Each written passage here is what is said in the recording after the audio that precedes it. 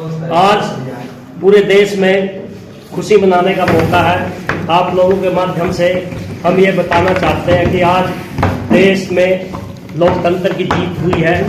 एक छोटे से चुनाव में भारतीय जनता पार्टी ने कुर्सी के लिए जो गलत तरीके अपनाए, हमने संघर्ष किया, उसका विरोध किया और माननीय सुप्रीम कोर्ट ने जो नतीजा दिया, जो डिसीजन दिया, वो देश के लिए, लोकतंत्र के लिए बहुत ही अहम है।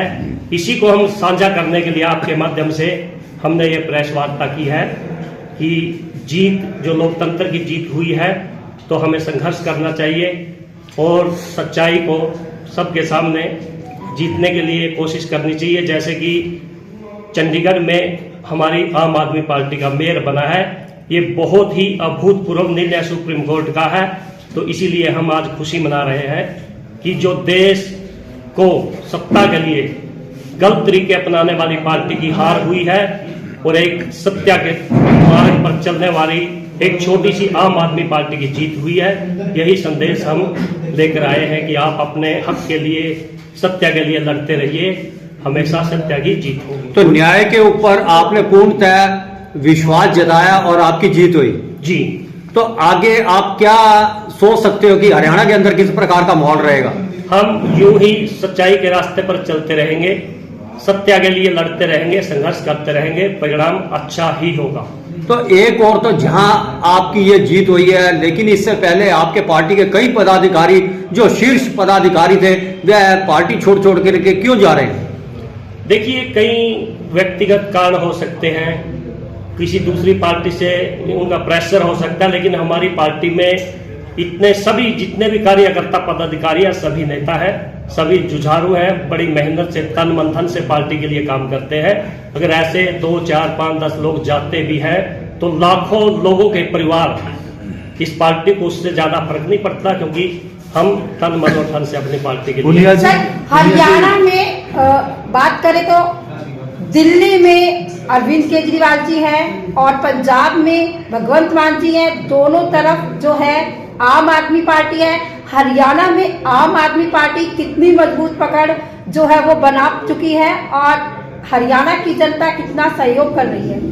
हरियाणा की जनता 2024 में आम आदमी पार्टी की सरकार बनाना चाहती है। रही आपने संगठन की बात की, आज की तारीख में हरियाणा में सबसे ज्यादा संगठन हमारा आम आदमी पार्टी का है। और ये जींद में जो भी 28 तारीख को रैली हुई थी, 3-3.5 लाख लोग पूरे हरियाणा से आए थे, बिना किसी लालच के आए थे, अपने पैसे से आए थे, अपने साधनों से आए थे। हरियाणा की जनता ने ये दिखा दिया है कि आम आदमी पार्टी को हम सत्ता 2024 में पूर्ण। तो सर्वे से पता चला है कि आम आदमी पार्टी का हर एक कार्यकर्ता दावेदार है कि मैं एमएलए का चुनाव लड़ूंगा। हमारी पार्टी में कहीं भी ऐसा कुछ नहीं है। आप कोई भी ऐसी क्लिपिंग दिखा दीजिए, किसी ने व्यक्तिगत ये कहा कि मैं उम्मीदवार हूं वहां से।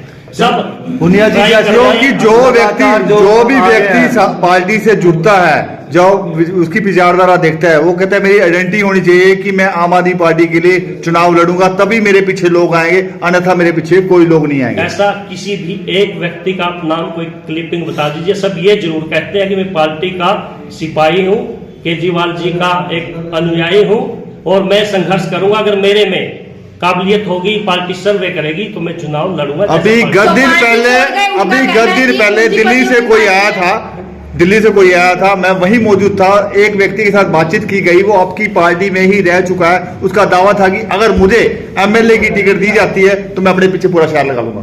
देखिए, लाखों लोगों के परिवार में 1-2 अगर ऐसी कोई बात हो भी जाती है तो अपने परिवार में भी हो जाती है। ऐसी कोई मतलब 1-2 को उसको सीरियस ना लीजिए। सर, जैसा चंडीगढ़ के अंदर ये प्रेशर से कह सकते हैं या गड़बड़ कह सकते हैं, ये मेयर का चुनाव डिक्लेयर हुआ है, क्या सुप्रीम कोर्ट ने उनको कोई पनिशमेंट भी दी है जिन्होंने ऐसी गलती करी है? मेरे साथी पुनिया जी, जैसा कि यहाँ पर जो पहले इनका सवाल है, जो वही जवाब दीजिए। बिल्कुल, देखो, सबसे पहले तो आप सभी पत्रकार भाइयों का यहाँ पर पहुंचने पर, छायाकार भाइयों का यहाँ पर पहुंचने पर बहुत बहुत धन्यवाद। और आज बहुत ही हमारे लिए तो बहुत ही खुशी का दिन है। जिस तरह आप लोगों ने कुछ दिन पहले देखा था, वोट की लूट कैसे बीजेपी ने सरेआम जनता के सामने और एक कैमरे, खुले कैमरे के नीचे की, और मैं आपको बता देना चाहता हूं, जैसे आप पूछ रहे हो कि उनको पनिशमेंट, मैं तो बोलता हूं ऐसे लोगों को फांसी देनी चाहिए सरकार को। जिस तरीके से एक ऐतिहासिक फैसला सुप्रीम कोर्ट, माननीय सुप्रीम कोर्ट का हम धन्यवाद करते हैं, उन्होंने लोकतंत्र की हत्या होने से बचाई, तो हम चाहते हैं ऐसे लोगों को तो फांसी दे देनी चाहिए। जो कि हम किसी भी सरकार को चुनते हैं तो ये नहीं है कि वो अकेला एक आदमी के लिए वो कोई एमएलए या एमपी या कोई मेयर या कोई एमसी बना है, वो पूरी जनता के लिए बना होता है। उस पर पूरी जनता का होता है कि वो पूरी जनता को संभाले, और वो उसका हम दुरुपयोग करके हम किसी एक वरिष्ठ आदमी को, भ्रष्ट आदमी को हम बना देते हैं गड़बड़ी से या वोट की लूट करके, तो सारा खेल ही खराब हो जाता है। पूरा जो सिस्टम है वो खराब हो जाता है। फिर ये बनाया किस लिए? इलेक्शन किस लिए? जनता का अधिकार है हमारे को, एक तो सिर्फ लोकतंत्र में एक अधिकार है हमारी जनता का कि वोट, हम वोट से उस सच्चे, उस ईमानदार आदमी को चुन सकते हैं जो कि कल को जनता की सेवा करे, और वही हमारे से छीन लेते हैं। तो इससे बड़ा गुनाह मैं किसी चीज को मानता नहीं। वो तो हजारों लोगों की हत्या है, लोकतंत्र की हत्या है जो ऐसा कर रही है। तो अगली रणनीति क्या रहेगी हरियाणा में? केजरीवाल जी के बार बार जो समन आ रहे हैं, केजरीवाल जी को बुलाया जा रहा है ईडीसी द्वारा, और उस पर उल्टा केजरीवाल जी ये चैलेंज कर रहे हैं कि 2024 में आम आदमी पार्टी आप ही भाजपा को टक्कर दे सकती है। इस पर क्या कहेंगे? देखिए, दूसरी ओर समन बार बार आ रहे हैं। देखिए, जिस तरह आम आदमी पार्टी सत्ता में आई 2012 में दिल्ली के अंदर, उन्होंने करके दिखाया कि भाई जनता की सेवा कैसे करती है। उसके बाद वही मॉडल वो पंजाब के लिए लेके गए। और ये ना सोचो कि आम आदमी पार्टी जो दिल्ली के अंदर जीत रही है, इसका कारण वहां एक तरफा वोट, उनकी जो सच्चाई, उनके जो काम देखकर वहां की जनता वोट दे रही है। वहां पर भी ये ना सोचो कि अब वहां पर भी देखो, ईवीएम सभी जगह है इस टाइम, वहां पर भी सेट होती है, लेकिन एक तरफा वोट देते हैं, इसलिए आम आदमी पार्टी वहां पर जीत रही है। तो आप ये कह सकते हो कि पहले दिल्ली, फिर पंजाब, और अब जो है हरियाणा की बारी है? बिल्कुल हरियाणा की बारी है। और मैं तो ये बात आपके चैनल के माध्यम से हमारी जो देश और प्रदेश और हमारी जो करनाल की जनता है वहां तक भी पहुंचाना चाहता हूं। 2024 में ये आगाज हो चुका है।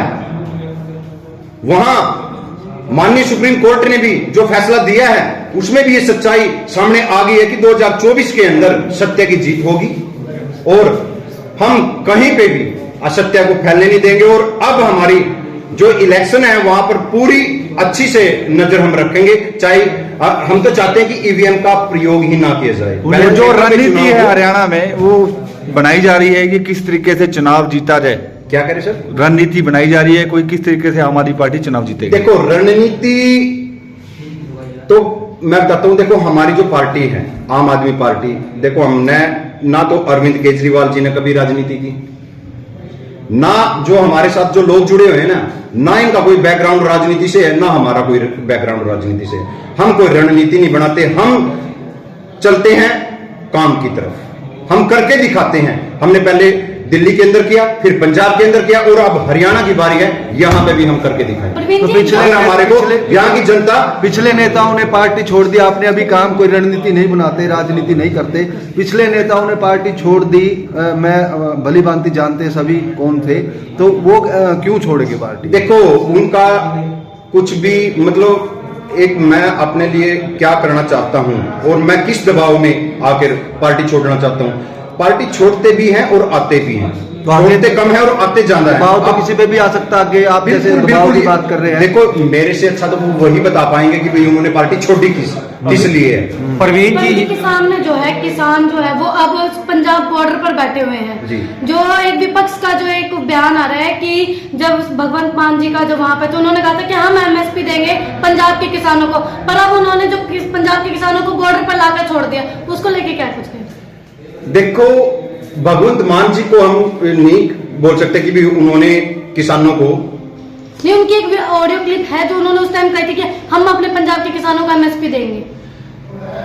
एमएसपी तो पूरे देश का अधिकार है, पूरे देश के किसानों का अधिकार है लेने। और ये सेंटर के, अगर जो सेंटर बैठकर कोई बातचीत करते हैं तो क्यों ना भगवंत मान जी भी देंगे। भगवंत मान जी का तो मैं बहुत अच्छा वो मानता हूं कि उन्होंने एक बात बोली कि भाई जो किसानों का अधिकार है वो मिलना चाहिए, जी जी, आम जनता का जो अधिकार है वो मिलना चाहिए। और मैं तो नरेंद्र मोदी जी को भी ये बात बोलना चाहता हूं, देखो हम किसानों के ऊपर राजनीति नहीं करना चाहते, लेकिन अगर जो वो किसानों को उनका अधिकार नहीं देंगे तो हम अपने भाइयों के साथ हैं और खुल के आएंगे अपने आप भाइयों के दिल्ली साथ। कूच पुनिया जी, करेंगे। जैसा कि आप इसका मतलब आम आदमी पार्टी इसके जो लिए है, काम करती है। आम आदमी पार्टी किसानों के आंदोलन को समर्थन कर रही है। देखो समर्थन तो, क्योंकि वो सही है, वो सही है। समर्थन का मतलब ये नहीं है कि हम वहां पर जाकर राजनीति कर रहे हैं। समर्थन का मतलब ये है कि मैं किसान का बेटा हूं और मैं किसान के लिए अपना, हमने पहले भी योगदान दिया है। 1.25 साल हम पहले भी धरने पे बैठे हैं और इस नाकारा और भ्रष्ट सरकार ने घुटनों के बल बैठकर, हमारे जो यशस्वी बोलते हैं प्रधानमंत्री जी नरेंद्र मोदी जी ने चैनल पर आकर अपने वो लाइव आकर उन्होंने माफी मांगी और उन्होंने बोला कि मैं एमएसपी भी जो हमारे देश के किसान हैं उनको मैं दूंगा, और वो फिर मुकर गए। तो इससे बड़ी चुनाव नजदीक है और इस प्रकार से जो किसान सड़कों पर है उसको देखो। नहीं, ऐसा देखो चुनाव का इसमें कोई मुद्दा नहीं है। मैं किसानों को इसलिए उस तरफ नहीं देखता कि भाई चंडीगढ़ में जिस तरह से चुनाव हुआ है, क्या इसको, ये मध्य प्रदेश है या इसका राजस्थान है, इस पर कोई जांच का असर होगा या जांच कराने की अपील? बिल्कुल, देखो दूसरी पार्टियां हैं, अब हम उनके बारे में नहीं बोल सकते, लेकिन आम आदमी पार्टी ने पहली बार कोर्ट के अंदर देखो एमसी और मेयर का छोटा सा इलेक्शन होता है, कोई इतना बड़ा नहीं होता, लेकिन वो बहुत मतलब हमारी जो जनता है उनका बहुत अच्छे से काम कर सकते हैं। अगर जो उस लेवल पे देखें तो उसका भी सुप्रीम कोर्ट की जो कोर्ट के अंदर जाकर उन्होंने अपना जो अधिकार उन्होंने दिखाया कि हम वहां पर सही हैं और हमारा अधिकार बनता है। देखो अब एक आप ये सोच सकते हो, एक तरफ 20 कैंडिडेट है, एक तरफ 16 कैंडिडेट है, तो जीतेगा कौन? ये तो हम बैठे हैं 4, तो हम यहां बैठे और कोई 2 आकर हमारा जो अधिकार वो छीन के ले जाए, ये तो बिल्कुल सरासर गलत है और हम इसका बिल्कुल। पुनिया जी, जैसे आज आज आप प्रेस वार्ता कर रहे हैं मेयर चुनाव को लेकर, जो आपको एक खुशी कहीं जीत जो मिली है,